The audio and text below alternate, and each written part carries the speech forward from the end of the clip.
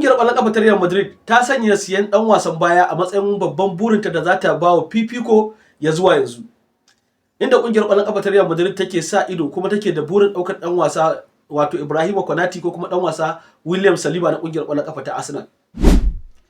Rahotanni sun bayyana cewa ƙungiyar ƙwallon ƙafa ta Real Madrid nan da makonni za ta iya gabatar da tayi na farko akan ɗan wasa Ibrahima Konate, wanda ya tuntuni ya nuna sha'awarsa na koma ƙungiyar ƙwallon ƙafa ta Real Madrid, ya ƙi amincewa da sabon kwantiragi a ƙungiyar ƙwallon ƙafa ta Liverpool. Ya ce lallai ilalla yana so ya bi sahun Trent Alexander-Arnold.